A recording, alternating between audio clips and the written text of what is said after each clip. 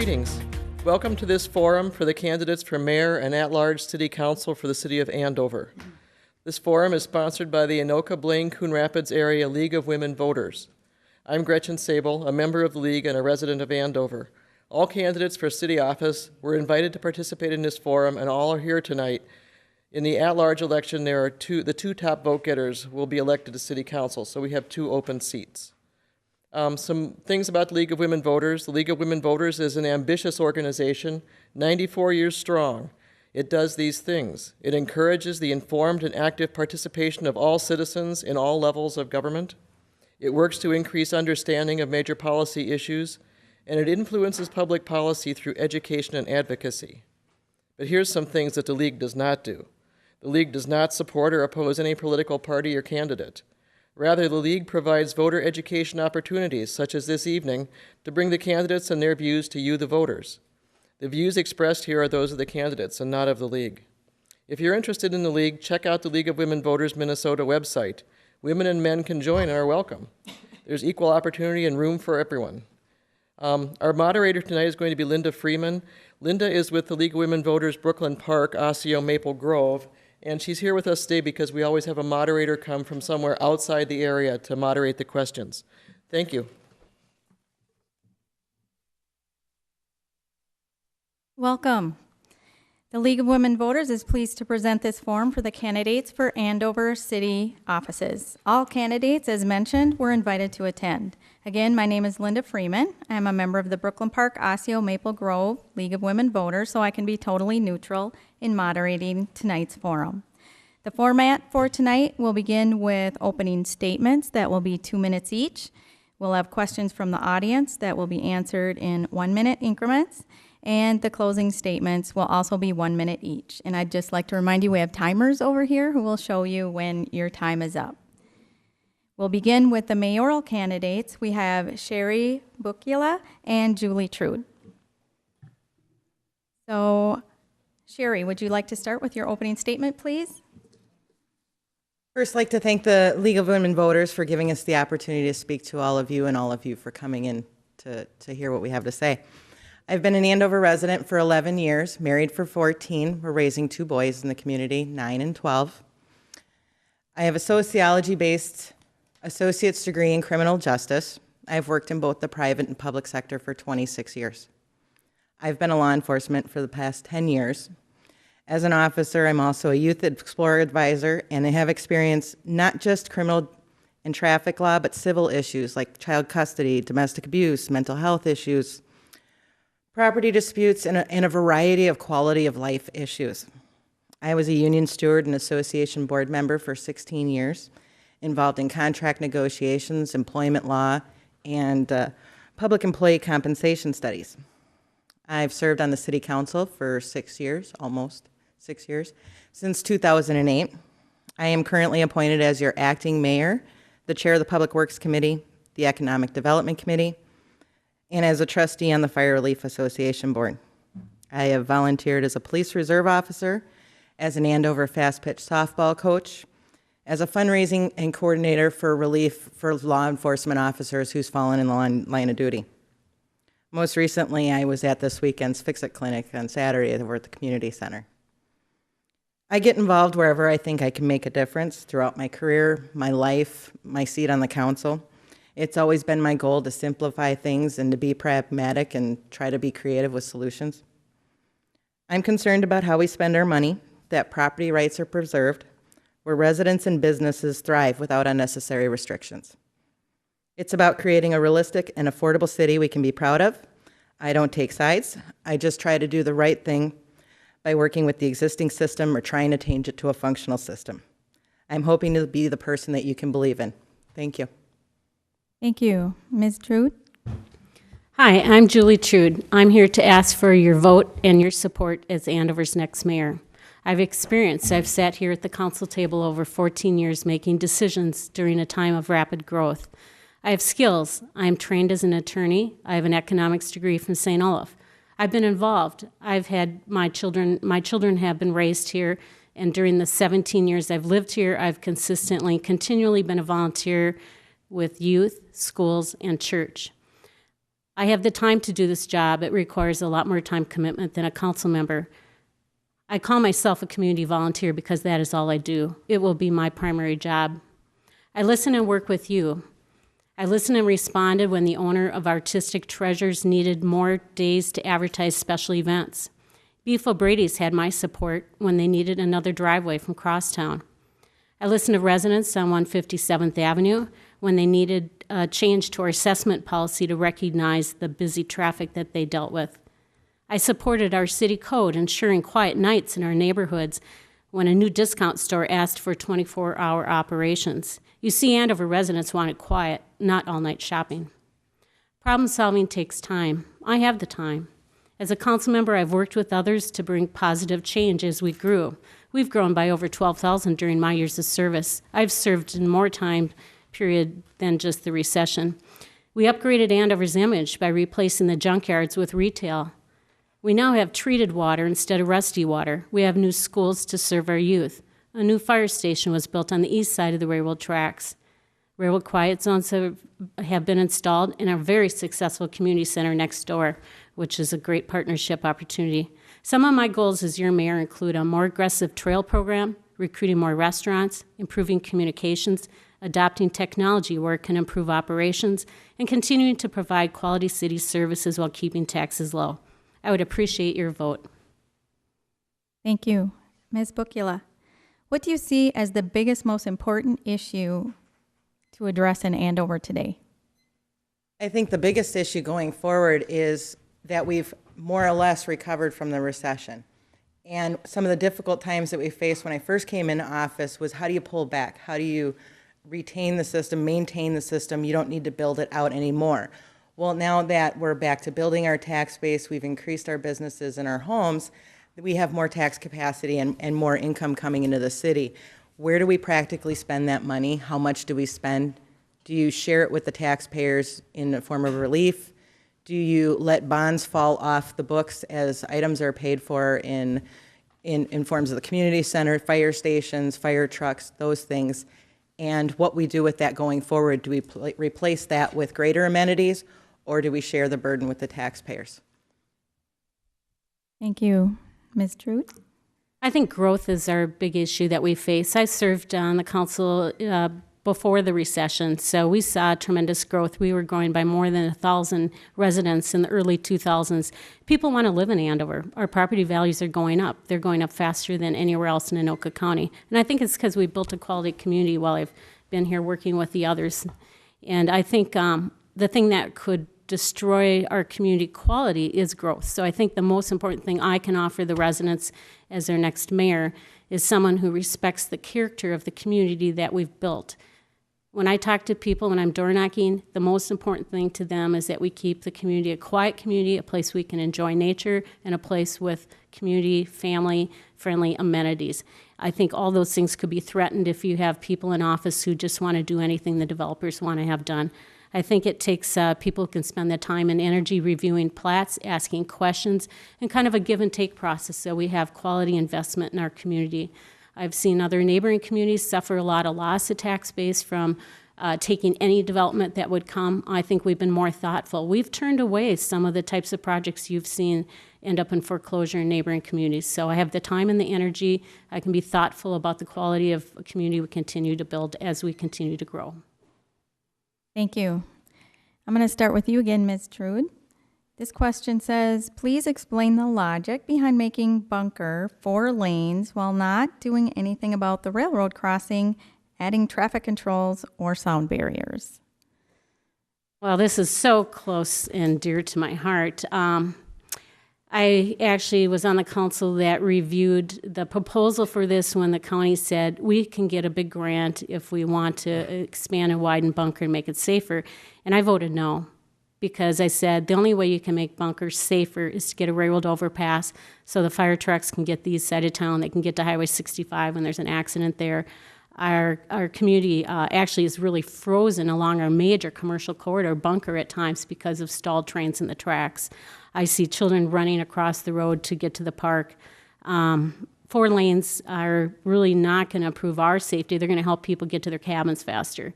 Main Street had a major construction project a couple of years ago, and that's when the traffic count was taken for the bunker project.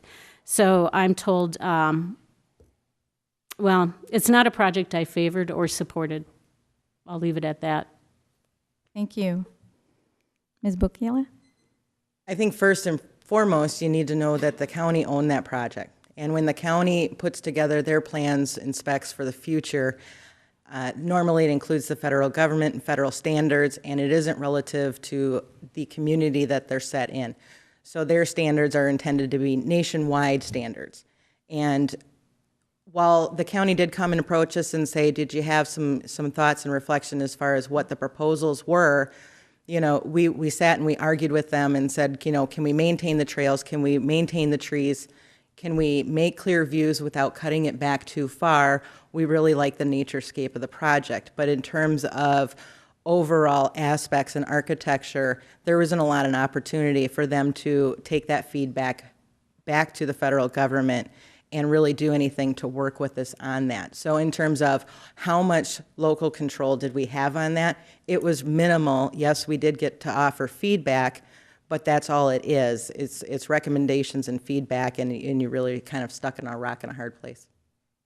Thank you. And I'm going to start with you again.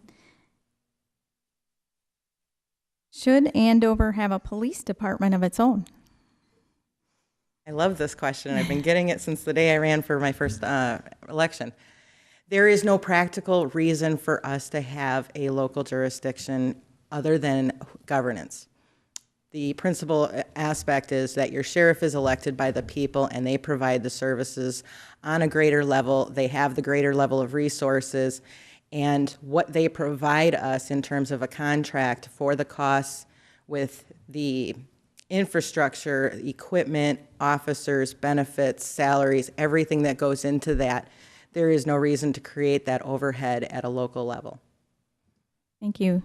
Ms. Trude? Just on a follow-up on that last thing on the bunker project, the council did have an opportunity to either support or oppose the project grant, and I voted no on that project grant. And Councilmember Bukiela and the others voted to accept that grant that the county was applying for. On policing, I often talk to people about what are the values that we want in our community and preserving and protecting the public. And they want law enforcement that knows what is happening here. They're familiar with the issues and the people and the problems. They want people to get out of the cars and talk to business owners, visit with kids at parks.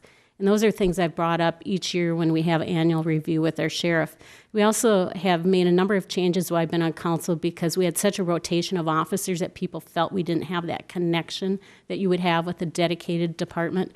I served on a city council in a smaller city in Mounds View where we did have a police chief sit at every meeting. We don't have that, but we do have law enforcement officers sit with their city staff at their weekly meetings. And I think that helps us with getting some of the goals met and some of the information that would normally occur if you had your own dedicated enforcement. And I think it's really important we have the cars and officers dedicated to our city. You'll see Andover on the side of the car. That car's paid for, and it stays in Andover. Thank you. And we'll start with you again. What in your background prepares you to be mayor of Andover? Well, I think the biggest thing is, you know, from a law enforcement career, being out in the public, doing all that comes with law enforcement, taking control of a scene, doing presentations, dealing with hostile situations, making decisions on an emergency basis. And remember that the mayor of Andover is the emergency management officer of the city. So they're going to work in conjunction with the fire department and the sheriff's office so that when we do get hit by storms, when we do have a big event, unfortunately, you know, we have train tracks and, you know, there are all kinds of things that can happen. I'm equipped to make those decisions. I know the resources. I know the ability of those resources. I have confidence in them, and I have positive relationships with them.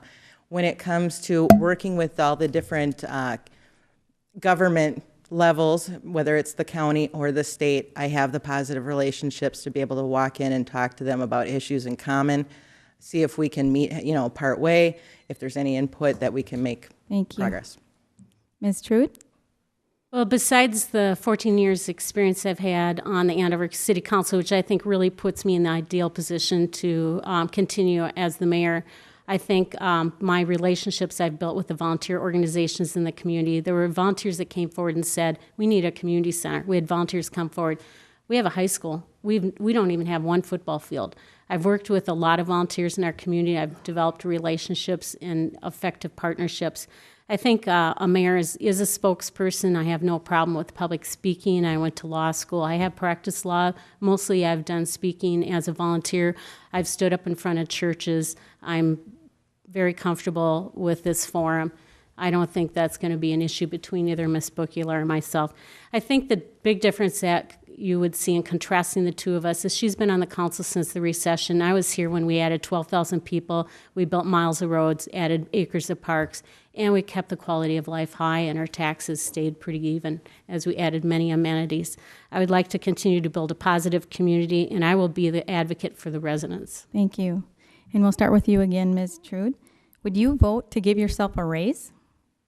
I have, and that's the only way you can under state law. As some of you have read in the newspaper, the Blaine mayor has talked about this state law that requires you to vote for your own raises, then make it through another election before it can be implemented. Our city hasn't, our council has had one raise in my 14 years.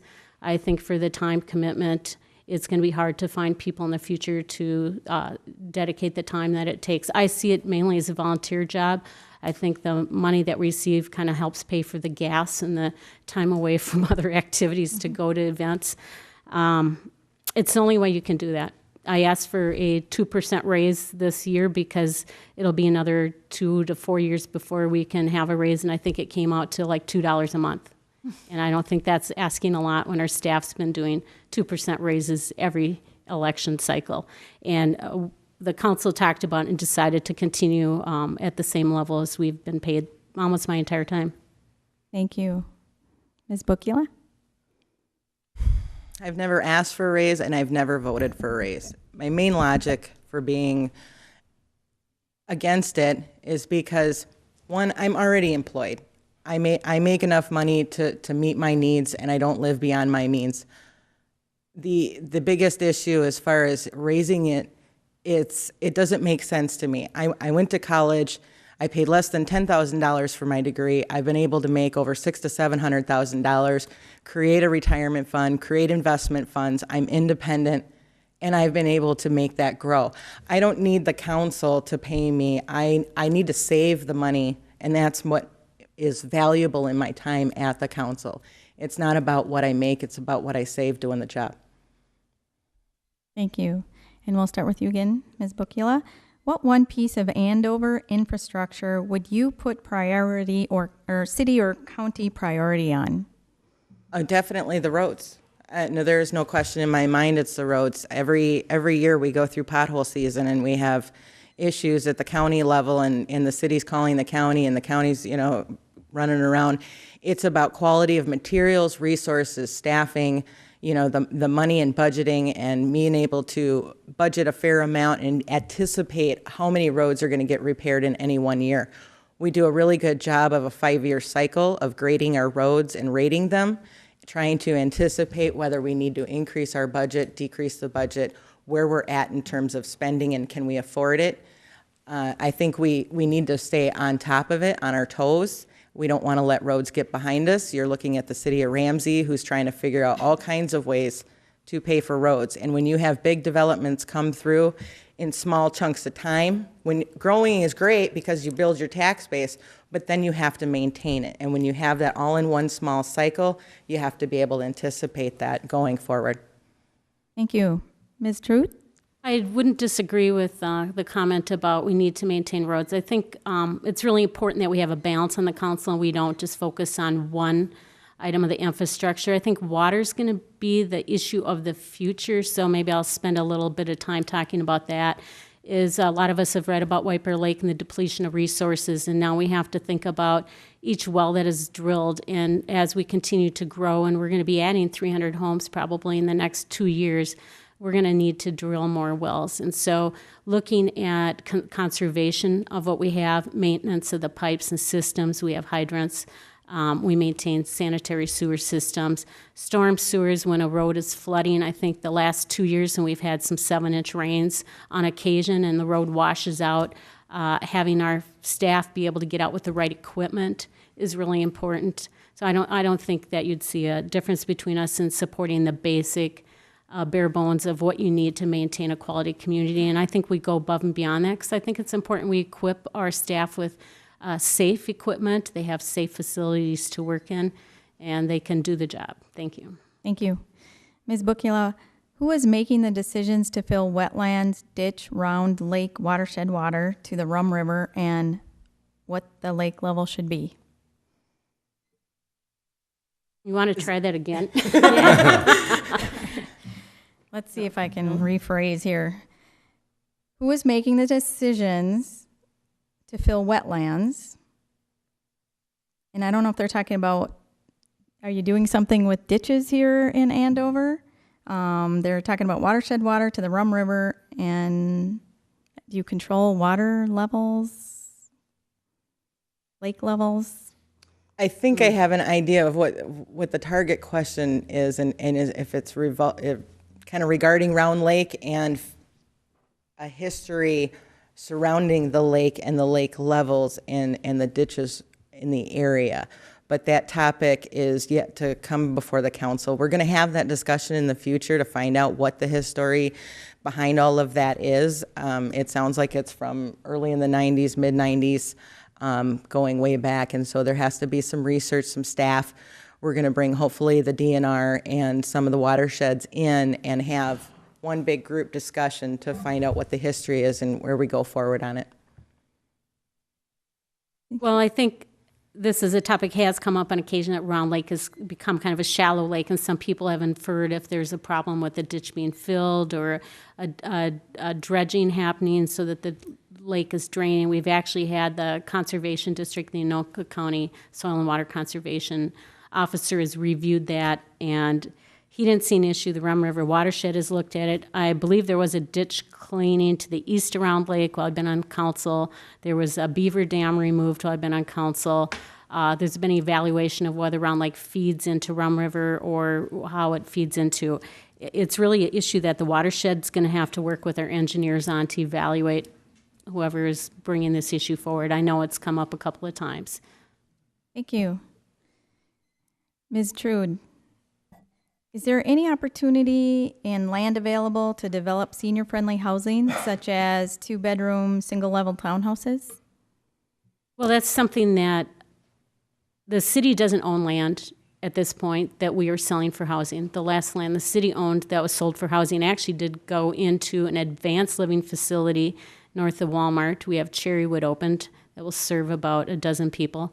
And then adjacent to that, we had single-family homes go on property that was kind of our Met Council quota for high-density housing, basically small lot homes. This is something I'm seeing a request for by people I talk to. I've lost a couple of my friends to Blaine because we don't have any one-level townhomes. We do have some, or we don't have any new one-level townhomes, and the people that are living in them, they love them. Most of them are backing up to wetland, and they enjoy beautiful views of nature, and they get to enjoy hawks and eagles, and they don't want to leave. So I think it's an area where our staff is talking to developers who have property and saying maybe you need to set aside some of your property for the single-family homes instead of the narrow lots with the two-story homes. And we just approved a development called Carson Ridge that would allow some of those. Thank you. Ms. Bukila? Oh, wait, I'm sorry. Next question. We'll start with... Did you do that one? I didn't No, get she that do question. Oh, you didn't? Okay, go ahead. Senior housing is an easy no-brainer, especially when it's the city's kind of responsibility to make sure that we have transitional housing stock. We do use it a great deal to meet our Met Council density standards. It's an asset to the community to have parents come back and live with their children, which is more what we're seeing than anyone staying here and living here that long and then meeting those housing needs. So in terms of future growth and what we'll see, yes, it depends on, one, who owns the land, who the developers are, and what we can come up with as far as additional housing. But yeah, we're not done yet, and I think we do need more. Thank you. And we'll start with you again, Ms. Bukila. What can we do to be more pollinator-friendly? I think we're talking bees. I guess, yes. I'm doing the best I can with my own perennial garden. In terms of open space and habitats, anytime anybody boosts their own naturescape, it's going to help that situation. In terms of how the city is going to take a passionate role, other than the offering of the open space areas, I don't see us actively doing it. But I would say one of the benefits of the rain gardens that we have worked cooperatively with residents to install as part of the water infiltration and drainage system, I would imagine those kinds of things would help contribute to that. Thank you. Ms. Trude? Well, I think we do have one opportunity. I was able to walk with the Open Space Commission recently at Martin's Meadows, which is a property we purchased up on the Rum River. And in that area, we have a grant that we received for $117,000 from a group that wants us to help restore the space because there's some invasive species like buckthorn that needs removal. And there's the opportunity to do some plantings with plants that would be more bee-friendly. So we have that opportunity. People enjoy nature. They appreciate nature. They voted to buy land to preserve it. I've been able to go out because I have the time to visit some of these sites when the Open Space Commission does that. And in my own family and yard, we avoid pesticides and we grow plants from seeds so we can avoid the products that do seem to kill the bees. I've seen a lot of honeybees. Thank you. And now we're going to go to our closing statements, and we'll start with you, Ms. Trude. Thank you. Well, I have the time, the energy, and the enthusiasm to serve the Andover residents as their next mayor. I've been proud to serve the community over the past 14 plus years as we grew, and I think we made a lot of positive changes. As I visit with people at the door, they're very happy with the community that we've built.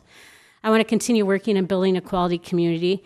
I'm a well-educated community volunteer. I have the time to do the job. My husband and I have raised our children now, and they've benefited from the amenities that we have here. I want to continue to make this a family-friendly community, a place where people want to live and stay and grow old. And I've been finding that as I campaign, that people actually have come here even after raising their children because they want to have a view where they can enjoy nature. I want to bring a positive outlook. I'm excited about our future. I think we'll continue to grow in positive ways.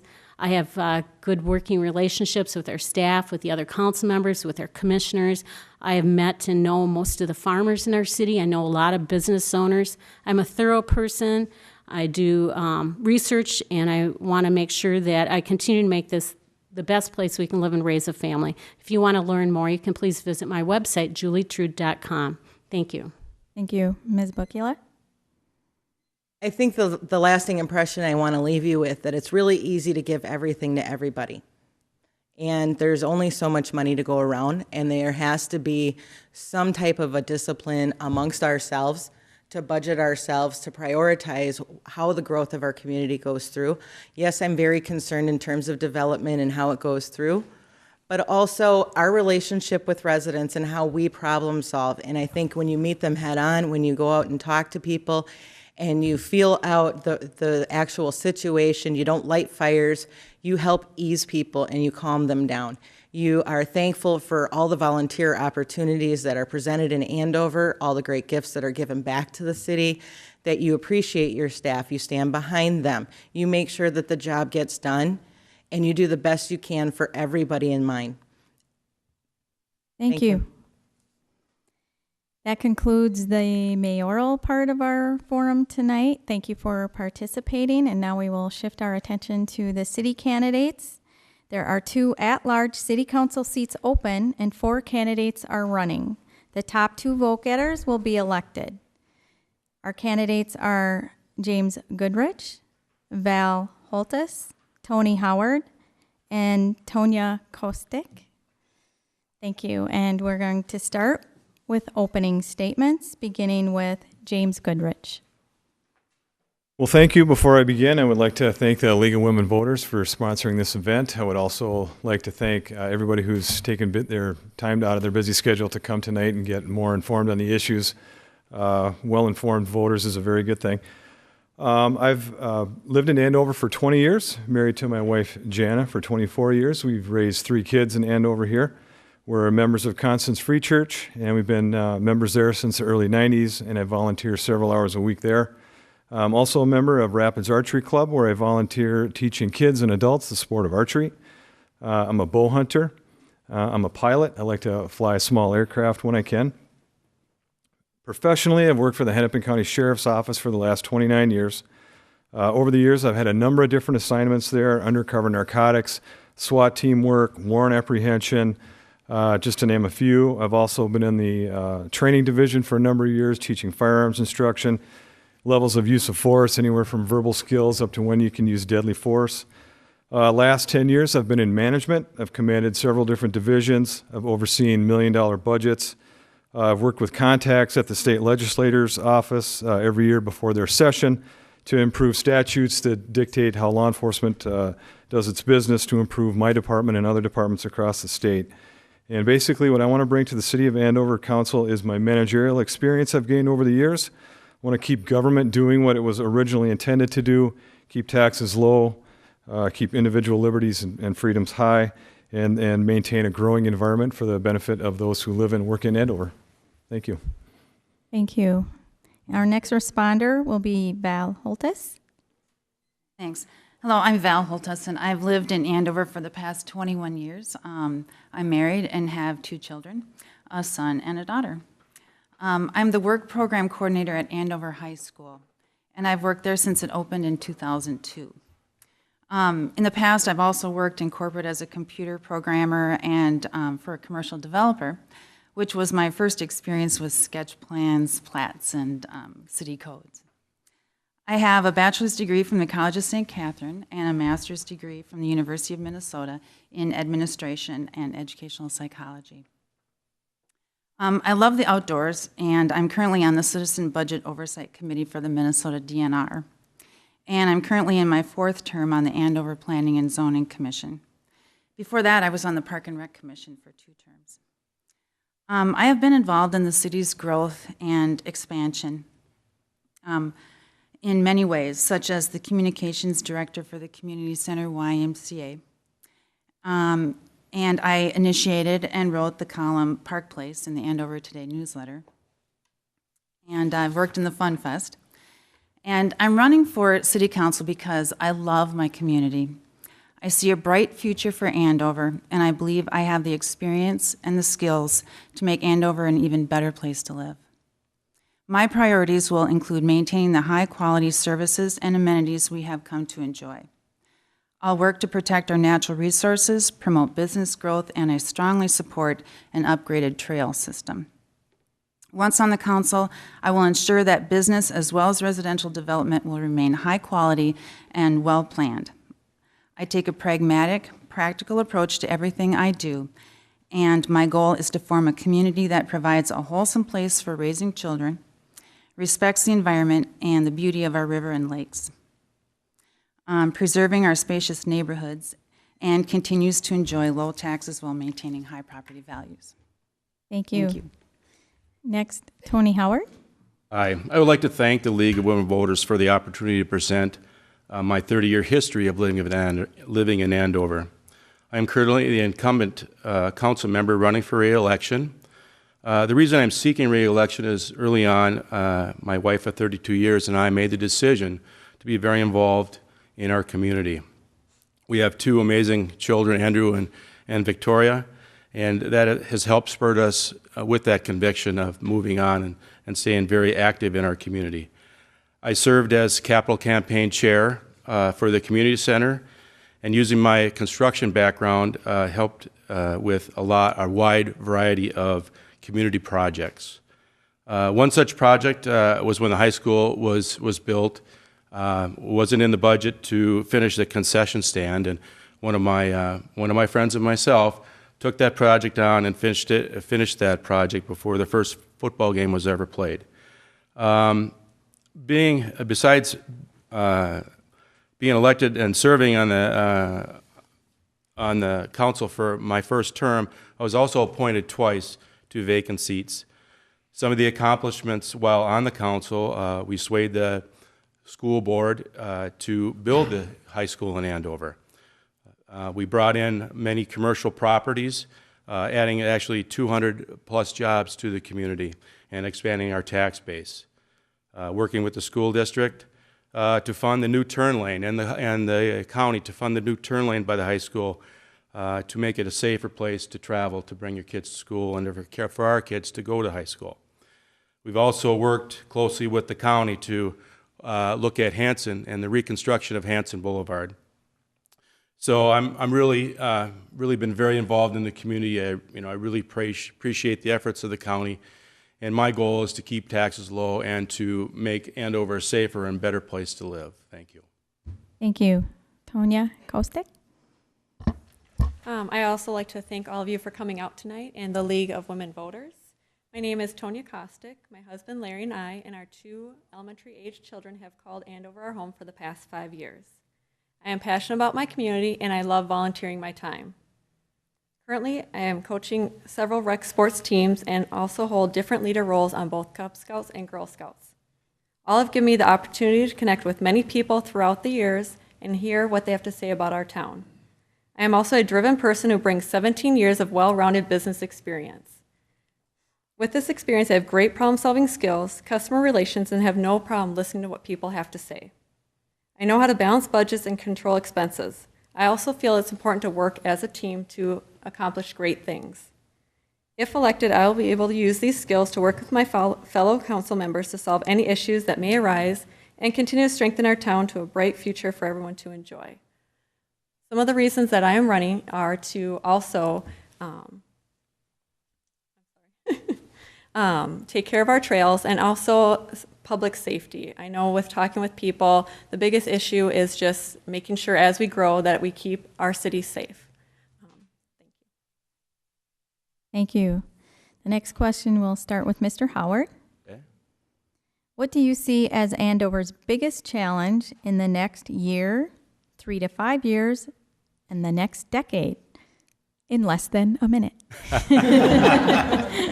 The biggest challenge is always traffic for our city.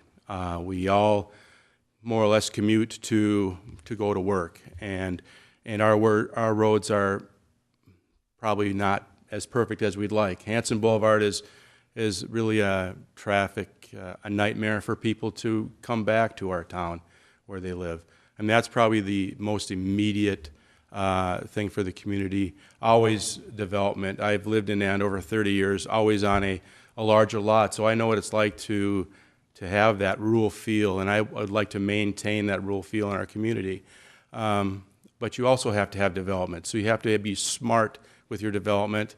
I think there's a few areas that are probably in line for redevelopment to make it even a better place to live. So it's always taxes, it's always the roads, and just keeping our standards up. I mean, we have a high quality of standard here in Andover, and to maintain that is very important. Thank you. Mr. Goodrich, we'll go to you. All right. Again, I think as Andover continues to grow, I just want to make sure that as the developments come in, that perhaps we have a diversity of different types of developments that come in. It seems to me that as the new developers come in, they always want to make them really high density. I think they make more money that way. I don't know if that's such a good idea. As they develop, I want to make sure that they develop the park systems as the growth continues. And just want to make sure that the city hall isn't burdened with a lot of things that come along with the growth. I would also agree with the road program that's going on in the city, that perhaps the roads are a main core function of the government, and that they get built in a smart fashion as we move forward. Thanks. Thank you. Our next responder will be Ms. Kostick. I would also agree with the roads, Hanson Boulevard. As I am a commuter, I can sit in probably 10 to 15 minutes, depending on what time I hit that part of the town. Just working with the county just to make sure that we look at what we can do to, shorten the time. Just that small area from the essay on Bunker all the way to probably Andover Boulevard just really needs something to be looked at. Also, 3 to 5 years, I would also say looking at what we do for our youth. What kind of, I know as we're growing and the elementary schools are kind of, growing out. As they get older, what are we going to provide for our youth as they get older? Maybe a youth center. And for our future, how are we using technology? Are we making sure that we are making it easy for people to communicate with issues throughout the town? Maybe take pictures of a pothole and say, hey, what do you guys think about this? You know, can we get this fixed? Or Thank you. Ms. Holtis, Okay, and it was our number one what is issue. our biggest challenge facing Andover in the next year, 3 to 5 years, and decade? Well, Andover's biggest challenge, I guess from my perspective, is the fact that we don't have any state highways in our city. And so that's challenging to bring in more businesses, more jobs for the people who live here. So I think that we really need to make the roads that we do have, our county roads, better and easily traveled, do whatever we can and work with the county to reduce the amount of traffic. A decade from now, I guess that growth is, is a good thing, but also provides lots of challenges for the community because, like said, we have to think about our school district will have to increase their capacity for the students that are attending school. We have to add parkland and all of those things for those students and those kids to participate in, and also the traffic problems. Thank you. Our next question, we'll start with Ms. Kostick. What do you think about the Open Spaces program?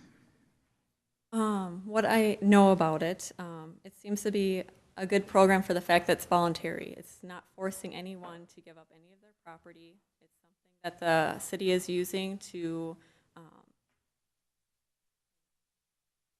make more open spaces as far as parks, trails, to keep those areas that are already currently used not being built up or for other development developments that might come through. So I think it's a good program. I think they're using the money wisely that I've seen. Thank you. Ms. Holtis? Well, in 2006, the voters decided to put away this money to purchase open space. So whether I think it's a good idea or not, I guess it doesn't really matter because the voters voted to put away that money to get open space. However, I really like the open spaces that the Open Space Commission has bought so far. I especially like the Martin's Meadows on Rum River. It's really, if any of you get a chance to get out there, it's just a fabulous place. There's so much wildlife, and it's just absolutely beautiful. So I really like the fact that the Open Space Committee chose that space to purchase. And also the other one in town, too, just north of 161st, is also a very beautiful space. And I'm actually kind of happy that we have that option there, and it will remain open space forever and ever for future generations to enjoy. Thank you. Mr. Goodrich? The thing I like about the open space program, it was a decision that was taken out of the city council right down to the people in a referendum. I think that's a good thing. They currently have 3 spaces. They have about $486,000 left in their budget for purchasing further properties. I think some of the issues with that coming up are who is going to maintain that. Is that going to fall into the Parks Department to maintain? There's always a debate on, does it need to be pristine? Should it have trails? Should it not have trails? What is it really meant for? So I think that's a good thing. The people spoke. They wanted it. I just want to be careful on how much costs are going to maintenance types costs that are going to be associated with that as that goes forward. So thank you. Thank you. Mr. Howard? Like everybody's kind of echoing here, it really was a community that decided to purchase property to maintain as open space. So I think it's a good use of public dollars. They decided to do that, to purchase land. And I think it's a continuation of our rural feel that I enjoy in our community. Do I think it should be maintained? Definitely not. I think it should be open space. It's designed to not have a bunch of development all through the city. It's meant to be spaces that are there to be used. Maybe some natural trails, but not heavy trails, not doing different things that way and incurring extra costs. And I don't think that was the intent of the open space program. Thank you. Thank you. Our next question will start with Ms. Holtis. As a council member, how will you work with and utilize views and recommendations of your city commissions? I think that the commission's recommendations to the city council are very, very important. Having served on the Park and Rec Commission before and chairing the Planning and Zoning Commission, we spent a lot of time and effort evaluating all of the issues that come before the commission. And I know that the council has to look at a variety of things, but the commissions are more specific in their duties and their areas of examination.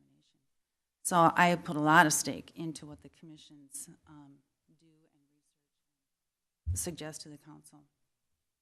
Thank you. Mr. Howard? Well, I think being on the council, I think we do take their opinions to heart and really try to use judgment the best we can to, with their opinions, to make the best decision possible. I think it's very important to give them some direction, so there's some parameters on the direction to go. So yes, I do think we do a good job using their opinions as far as the council goes. Okay, and Ms. Kostick? I would definitely keep in mind what their opinions are and they've taken the time and I'm sorry.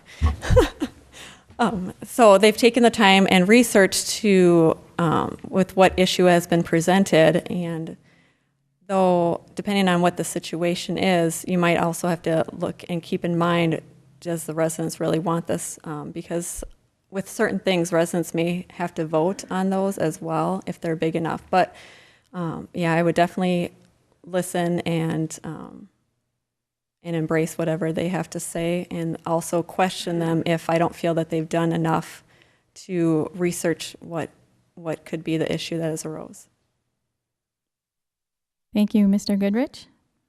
Yes, I think a couple of things come to mind. I think communication between the commissions and the council is very key. I think they meet together probably not enough. I'd like to see them meet together a little more often. Also, I think a good part of that is, again, you get the community involved right down at their level. They have some ownership over the issues. I think they get to put their input in what they have invested in that particular commission and advise the council accordingly. And so as a city council, at every opportunity, I would like to go with whatever recommendation that they have. If it's not too expensive, just to give the people ownership, feel like they have some more control over issues in the city. Thank you. Thank you. Our next question will start with Ms. Kostick. Should Andover play a role in regulating trash collections and garbage cans? Regulating.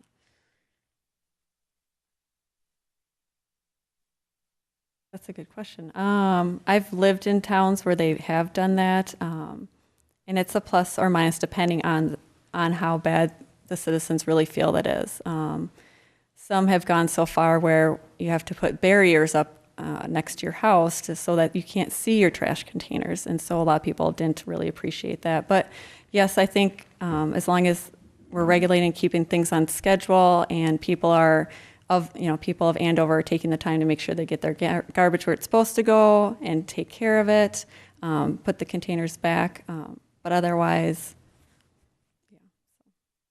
Okay. And Ms. Holtis? Well, I know we've talked a lot about how many garbage handlers there are in town, and it seems like in some neighborhoods there might be a garbage truck going through on a daily basis. And I know we've talked about just having one garbage hauler for certain neighborhoods so that they only go through once a week. And then it would be less disruptive. And I think that people should have the right to decide what they want to do. If they want to have a certain garbage hauler, they can have that certain garbage hauler. And if all the neighbors are dissatisfied with the noise that they hear, then they can get together and as far as the trash cans, you know, some neighborhoods are very good about keeping their trash cans inside their garages or out of view. Thank you. Mr. Goodrich? Yeah, a couple of issues on this I think that have come up before is I think they call it the sole contract, where they want to have just one garbage collection company in the city. I think that's a bad idea. You know, I'm all for you know, the free market, you know, competition. So as far as that goes, I would not want to see that get limited. If you don't like the service you're getting, I want you to be able to choose to have another service. As far as one day collection, I don't know that that's a good idea either, where they get all the companies together and they try to do the whole city in one day. Again, I don't know if that's again, I think just too much, you know, of the government getting their fingers in how the free market's operating. I don't think that's a good idea. So as far as, you know, I'm not sure exactly what the ordinance are, but I guess I'd rather see the city stay as far out of that issue as possible. Okay, and Mr. Howard? I agree with the free market aspect of it, but I also take a look at maybe 6 or 7 different garbage haulers. You have recycling, you have yard waste. It gets to be a burden on the roads that we all pay for. That's where I kind of have an issue with, along with all the traffic and the noise. So I don't know what the answer is.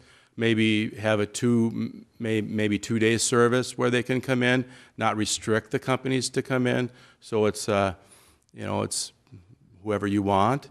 But I have an issue with the roads and the destruction on the roads if you have that many services come into our community. I know I live in a housing development on 2-acre lots, and I think we have 3 or 4 days where different companies come into our 15 or 18 housing development. So it gets to be an issue with those roads, and then we all have to pay for reconstructing them, which is very expensive. Thank you. Next question.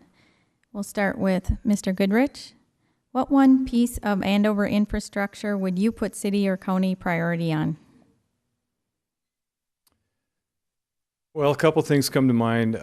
Some of the major roads, again, are county roads. I think that's very important to have a relationship with the county, be in constant communication as they're developing plans to expand the new roads, like we know with Bunker, you know, going across the railroad tracks over there. So I again, very much like to be in contact with the county, make sure they know our wishes as well as what their studies are turning out to be. Also, as developments come in, you know, I want to make sure we're smart, we're thinking ahead as far as utilities, getting laid, you know, sewer lines and that kind of thing as, you know, as the developments go forward, and just make sure we don't get, you know, behind the 8 ball and have any expensive fixes that we'll have to do as the development goes forward. Thank you. Mr. Howard? Could you repeat the question again? What one piece of Andover infrastructure would you put city or county priority on? There'd be a couple of priorities for myself. Hanson Boulevard would probably be number 1 because has the most impact to our community with traffic in and out, and I think it is, sorry to say, it's going to be ripe for some really bad accidents in the future. The one for the city, I'm kind of leaning towards the community center. We have a huge partner in the YMCA. I'm actually on the community center board, and the YMCA is possibly looking at an expansion, which they would pay for themselves through fundraising. So that is something kind of a high priority right now. They pay about $650,000 in lease to that community center to us, which helps pay for that infrastructure. In the long run, that helps our community because that's an asset to us that we own. But it also helps one of our biggest partners in the city with them expanding their number 2, number 3 as far as YMCA's in the state. Thank you. Ms. Kostick? I would also put the roads as one of my #1 priorities, just from, again, like I said, my commute with the Hanson Boulevard, that is a big hassle for a lot of residents. Also, some of the other areas kind of over by the Andover High School, they did do some repairs over there, but there's still, as you go towards Coon Rapids, the roads are still pretty bad with potholes. I know I try to avoid that area for one, so working with the county, trying to get some of that road fixed as well. I also agree with Tony on First City, the community center, whether or not we expand it, or should we just let the Y absorb more of it and think about maybe developing somewhat of a smaller scale community center with a youth development area as well. Thank you. You still have 15 seconds if you wanted to keep going. You're done? Okay. Yeah, sorry. Ms. Holtis. Infrastructure for city and county. I'm going to echo the Hanson Boulevard traffic corridor too. I know that on the county's transportation plan, their long-term transportation plan 2020-2030, they're intending on expanding Hanson to a 4-lane divided roadway. But that's a long way down the road. So I guess that would be my #1 infrastructure repair. Another road concern I have, though, is Verdon Street, which is County Road 59, and how it comes to a T at the south end at 161st.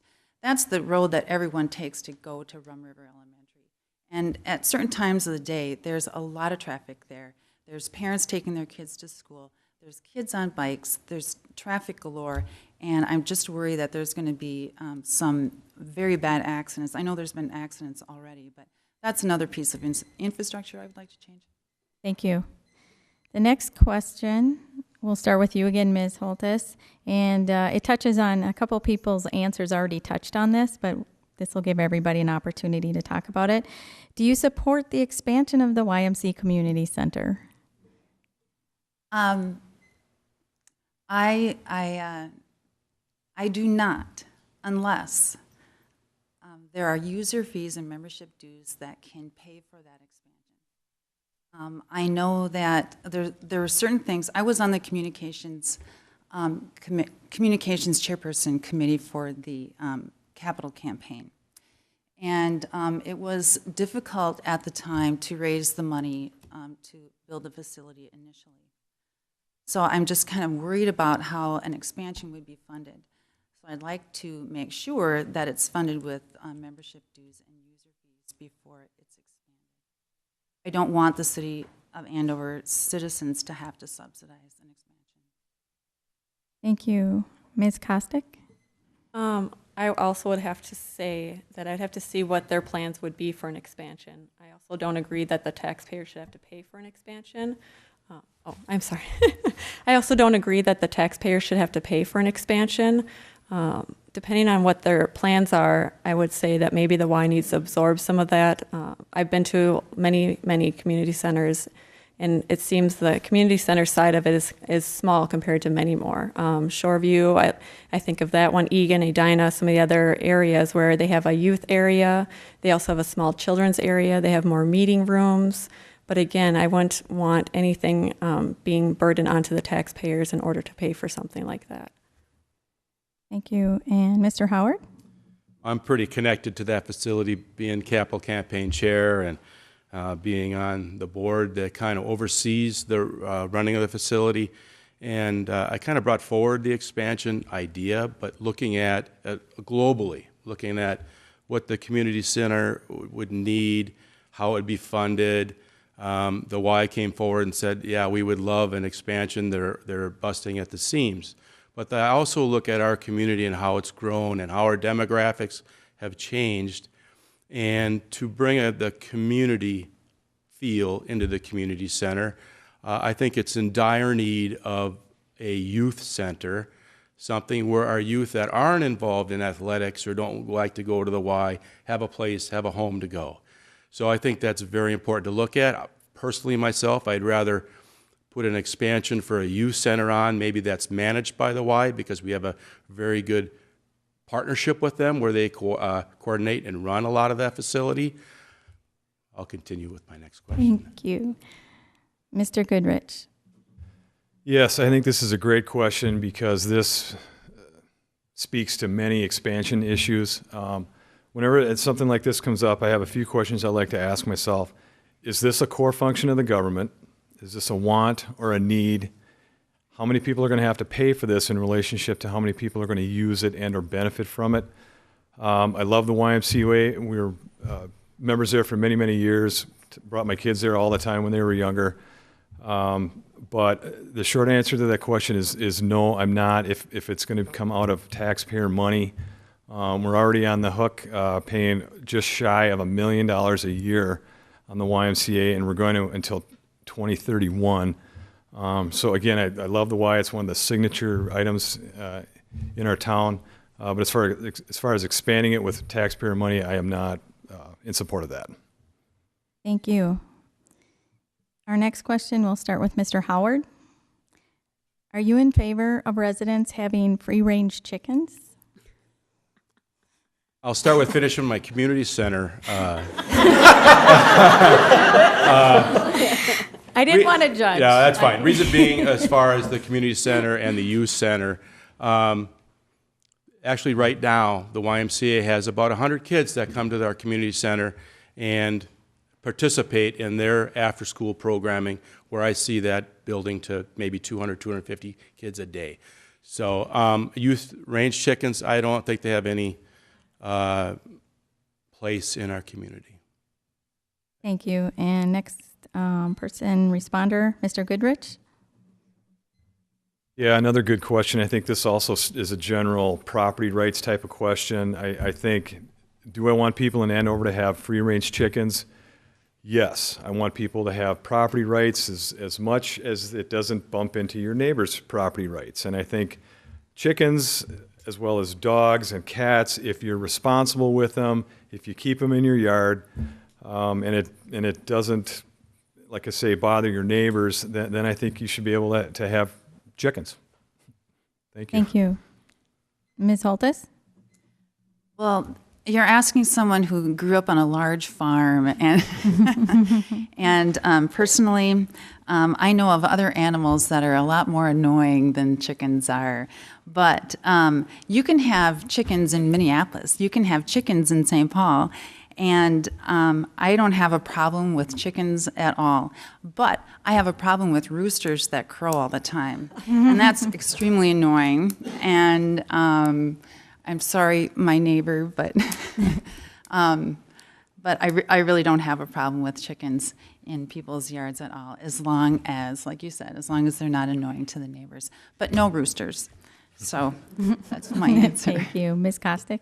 I also would not have a problem with that, as long as they are, have some form of fencing up. If they have neighbors, that they're keeping in mind that this also is just not their area, it's everyone else's. So as long as they're taking care of their chickens and making sure they're not a nuisance to anyone around them, then I don't see a problem with that.